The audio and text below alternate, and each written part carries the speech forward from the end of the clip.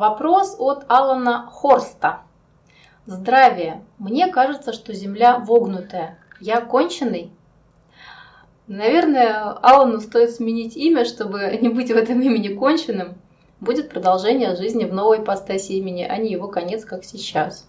О вогнутости Земли мы уже вели разговор, и всякому должно быть ясно, что если его личность проникает в кроличью нору, так называемую, то в реальности полой планеты эта Земля кажется действительно вогнутой. Но мы все знаем о плоской Земле, а вот о вогнутой еще не слышали. Может быть, вождь слышал? Ну, наверное, начало вопроса, который нам озвучил Алан, да, оно как раз и говорит: мне кажется, да, что Земля вогнутая. Мы в предыдущих наших ответов на вопросы давали понимание того, что на самом деле является это кажется. Это так называемая галлюцинация, которая присутствует в этой реальности и которая уже является вторичным существованием того, что находится в уме у учащегося. И вот эту самую галлюцинацию как раз и следует воспринимать не более чем как галлюцинация, как некой подсказкой для того, чтобы на базе нее уже начинать создавать более полную картину видения того, что на самом деле было предоставлено учащемуся его же умом.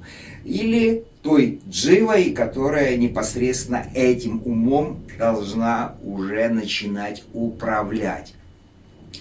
Мы говорили, конечно же, о полой планете, и все должны понимать, что эта самая полая планета, она и является базой для проявления всей субстанциальной реальности, и она как раз и построена как бы внутри, да, в существовании самой нашей Земли. И если туда уже, в эту самую Землю, внутрь проникает ум учащийся, ну, находя ту или иную кроличью нору, да, как это было найдено все теми же Вачовски, которые создали блокбастер «Матрица», где они действительно проникли в ту самую полую планету, в ту самую субстанциальную реальность, и где они действительно показали, что там, да, жизнь есть, и там она функционирует по каким-то своим определенным, да, матричным правилам, которые оказались ничем иным, как следствием деятельности тех или иных архитекторов, которые опять же находятся в реалии субстанциальности. Эти архитекторы, эти строители все тех же иллюзий, которых мы присутствуем, которых мы живем здесь, и все эти иллюзии для нас являются ничем иным, как реальностью, но все эти иллюзии изначально развитие именно с уровня субстанциальной реальности и уже здесь превратились в ту реальность, в которой мы и живем. Поэтому к слову или к пониманию кажется, ну, нужно относиться весьма и весьма философски. И как вы известную поговорку о том, что когда кажется, то нужно перекреститься. То есть необходимо избавиться от влияния на свой ум и на свои зрительные образы того личностного существования, которое имеет место быть в каждом человеке. И вот это вот перекрещивание, да, вот это, когда человек перекрестился, вот таким образом и удаляет из своего активного существования как личности проявление уже субличности. Но вместе с тем мы должны также и понимать, что в нашей реальности и вообще в том мире, в котором мы существуем, мы говорим о второй Солнечной системе, достаточно активен еще такой закон, как закон аналогии. Этот закон является следствием существования так называемого универсального или вселенского ума, который как раз и проявлен на уровне атмического пятого плана, с уровня пятого измерения. Но и вместе с тем этот же закон и существует и на уровне минус пятого измерения, и в субстанциальной реальности. И вся та аналогия, которая имеет место быть и проявляется в уме учащегося, она должна находить свои определенного рода корни. Весь тот базис, откуда должны уже происходить или осуществляться умственная деятельность самого учащегося. То есть мы говорим о том, что если существует закон аналогии, то если мы опять же говорим о существовании субстанциальной реальности или о том месте, которое является ничем иным, как входом в минус Вселенную, то таким же образом должна и существовать некая плюс Вселенная, которая и даст возможность уже развиваться человеческой душе совершенно в иных ипостасях ее проявления. Значит ли это, что аналог минус Вселенной имеет место быть в некоторой плюс Вселенной? Непосредственно, конечно, вся минус Вселенная, которая начинает себя проявлять на уровне проявления все той же полой планеты, имеет абсолютный аналог с другой так называемой плюс Вселенной, которая проявляет уже будущую, так называемую полную Землю в реальности уже будущего человечества, которое войдет своим существованием в реалии всей нашей Солнечной системе, а пока что не будет замкнуто в отдельном своем функционировании и непосредственно только и только на Земле.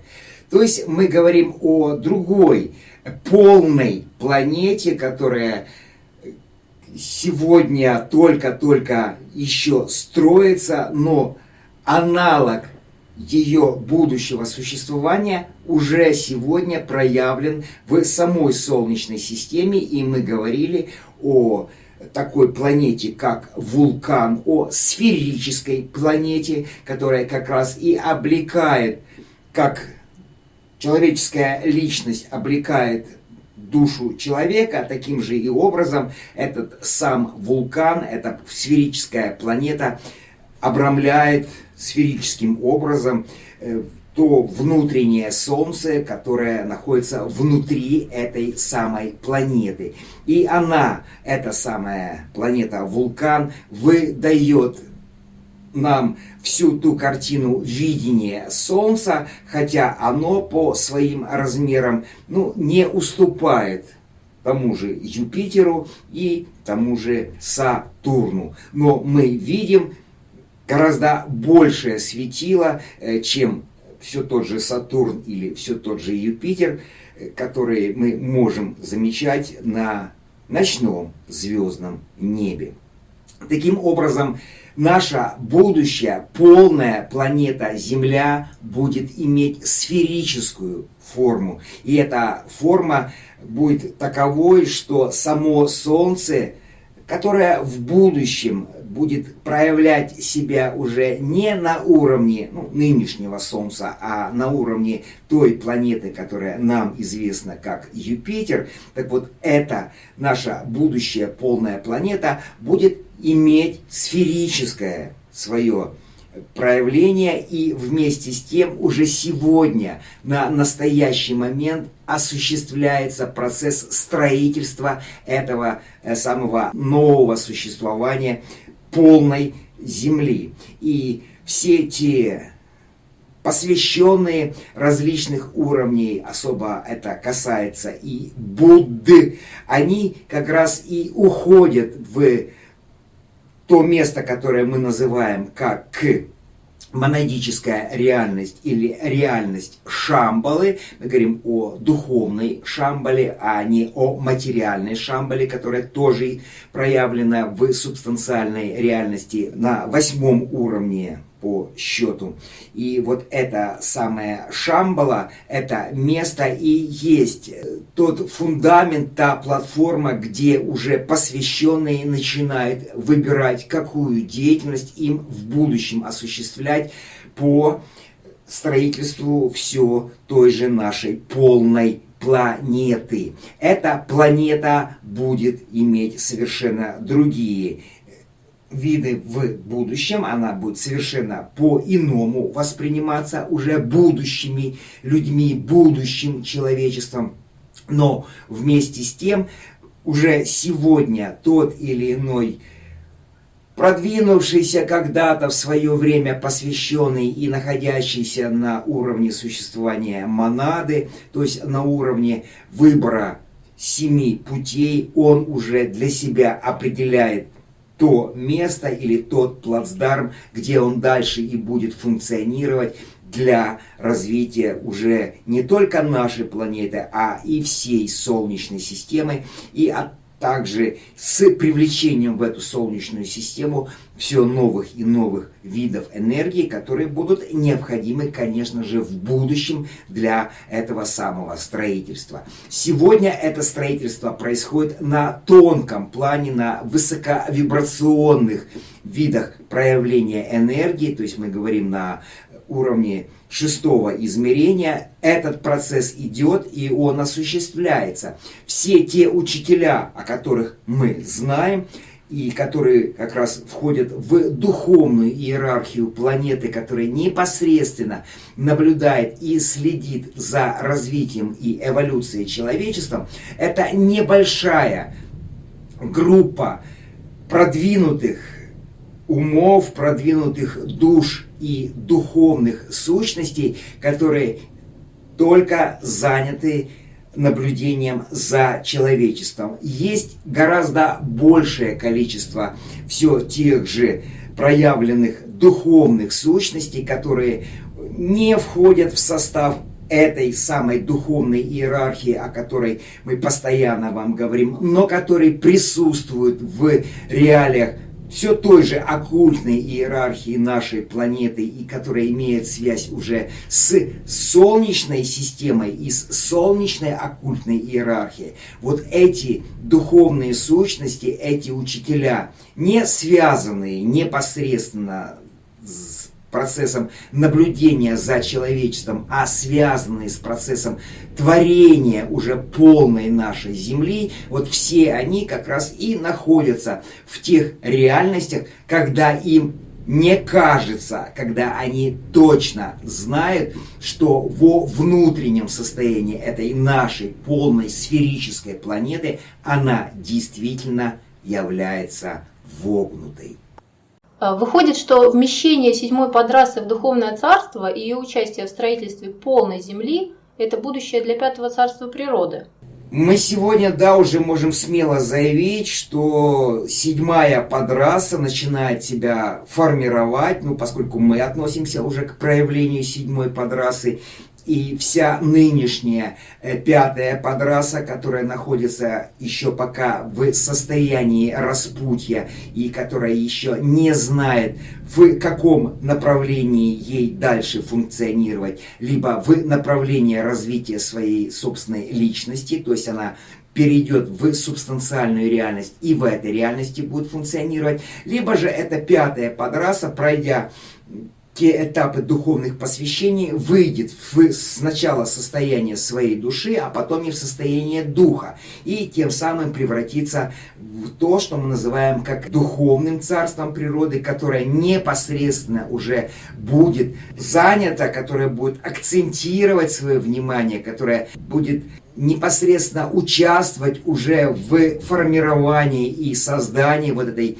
сферической полной планеты, которая, как вы понимаете, будет лишь одной из того всего множества планет, которые на данное время известны учеными, которые могут их видеть в свои телескопы. В действительности, как вы понимаете, этих планет больше, чем вот заявленных 9, известных, да, нынешним астрономам. Их намного больше.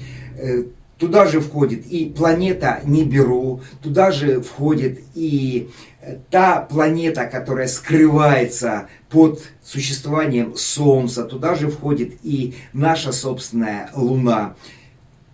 Та Луна, которая непосредственно является планетой, и эта планета как раз и вмещает в себе все те знания, которые перешли из первой Солнечной системы к нам сюда, здесь. И вот эти знания из первой Солнечной системы медленно, но уверенно переходят в нашу вторую Солнечную систему, и пока что еще не замечается вот всеми людьми, которые живут на Земле, этот самый переход. Этот переход, который связанный от формального восприятия всего мира, в котором живут люди, к качественному его осмыслению, качественному его пониманию, к тому самому пониманию, которое и определяет существование уже нашей второй по счету Солнечной системы.